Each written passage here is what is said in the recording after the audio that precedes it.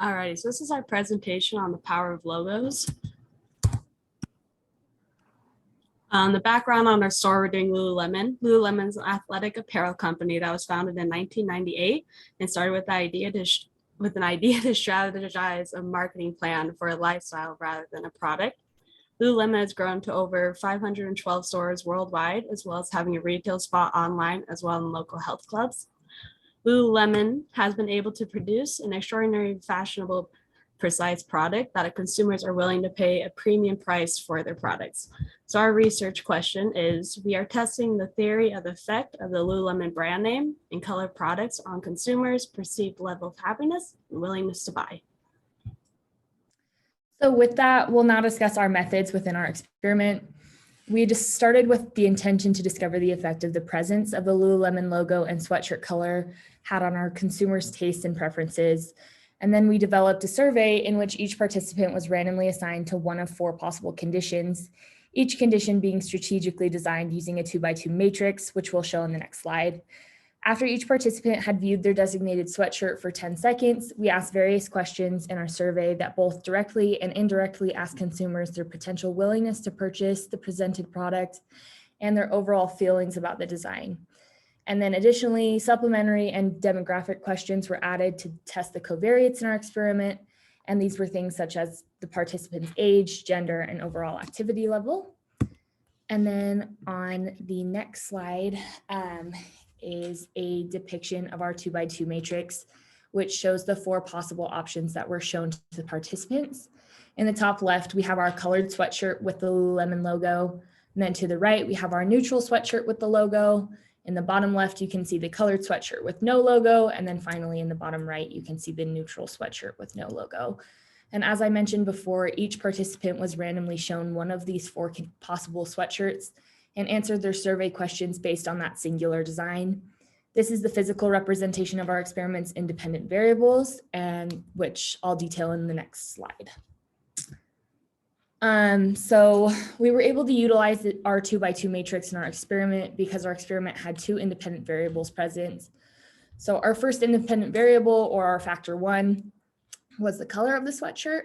And as you saw in our matrix, we chose green to represent our colored option and gray to represent our neutral option. Our second independent variable, or our factor 2, was the presence of the Lululemon logo on the sweatshirt. And both the green and gray sweatshirts were depicted with or without the logo, which can be seen in our 2x2 matrix as well. The selection of our independent variables also came with several dependent variables, which represented our overall purpose in our experiment.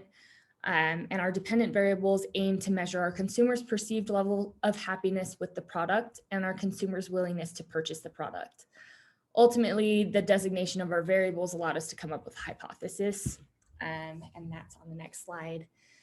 So our ingoing hypothesis in our experiment was that potential consumers would have the highest willingness to pay and highest perceived level of happiness with the product if the Lululemon logo was presented on a neutrally colored sweatshirt as compared to the other sweatshirt combinations. So this graph here shows our main results. The blue bars show green sweatshirts and the red bars show the neutral colored sweatshirts. And on the left side is logo being non-apparent and the right side being logo present. And so through this, the main effect that we were measuring was how likely participants were to purchase the sweatshirt. And so through the graph, you can see that green sweatshirts with a logo that's not present was most likely to be purchased. And the significance was significant based on our t-test and the p-values given. But would participants still buy the sweatshirt? The average was about 3.5 for our highest ranking sweatshirt.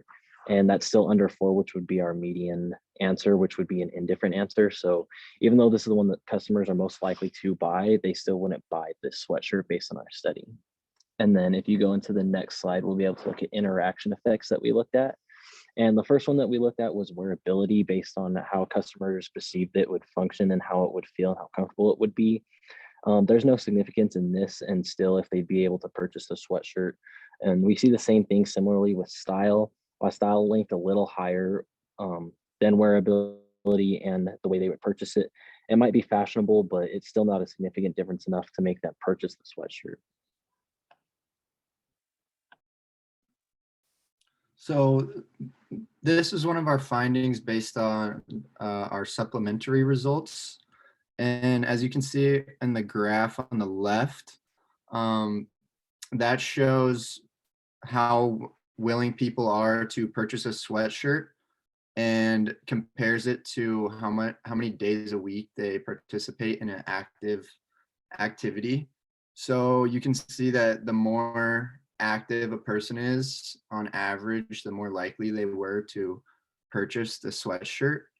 And then on the graph on the right, that actually shows activity level compared to age. So the younger the person was, the more active they were. So more likely to buy the sweatshirt. So the younger people were actually more likely to buy the sweatshirt based on these statistics. And you can see that men were in the top graph. You can see that men were overall more likely to purchase a sweatshirt than women, even though it's not by much. And then on the bottom graph, that is, you can't see, it cut off the bottom labels, but the Lululemon logo being present or not had little effect on willingness to purchase for men. And the presence of the logo actually made women less likely to purchase the sweatshirt. And this could be due to maybe the pricing that comes with the Lululemon brand. So when they see that logo, maybe it's like, oh, more expensive, less likely to purchase it.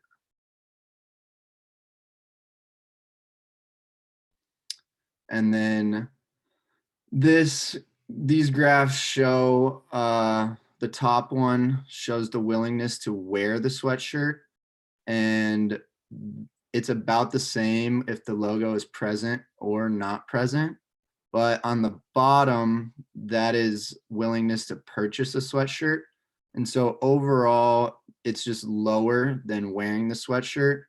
But with the logo, when the logo is not present, they're still more likely to buy the sweatshirt than if the logo is present. And that also, I think, ties back to the fact that Lululemon is pretty expensive. And once that logo is on there, that means the price of the sweatshirt will go up. And so they're less likely to buy it. The weaknesses that we discovered as we cleaned our data was that an external validity issue that may impact our main conclusion is that the amount of females that took the survey is a lot higher than the men that took the survey. There was 122 women that took the survey and only 49 men. And so we did have over 300 people actually take the survey, but once we cleaned the data, we got rid of all the incomplete responses and other messy data, which left us with 122 women and only 49 men. So our conclusion wouldn't accurately portray and represent the general population as accurately as we would prefer. So our main conclusion is that the preference for the display of the logo depended on the color of the sweatshirt. So people who preferred the display of the logo chose the neutral colored sweatshirt, but the ones who chose the colored sweatshirt preferred that the logo would not be shown. Another conclusion is brand clothing does have an impact on whether or not our respondents purchase clothing. The majority of our respondents lean more towards a brand name clothing when shopping. So that proves that branding is important, but the best way to show / prove your brand on a clothing item is what would need further research. Another conclusion is the presence of the logo based on your gender is pretty much equal. There isn't a certain conclusion that men like or do not like the logo. For instance, for the gray sweatshirt, 12 men preferred it showing and 12 men preferred it not showing. So gender isn't really a big factor in that. And then our final conclusion is that activity level was a big factor in whether or not the participant was willing to purchase the sweatshirt or not. So that leads into our recommendations. Our main recommendation for Lululemon would be to have the logo present more on neutral colored clothing and have minimal logo placement on brighter clothing items. We also recommend that Lululemon stays strong on making sure their clothing represents their brand due to the high response of brand-centered shopping. And our final recommendation would be to keep emphasizing that Lululemon is the best gear for active people.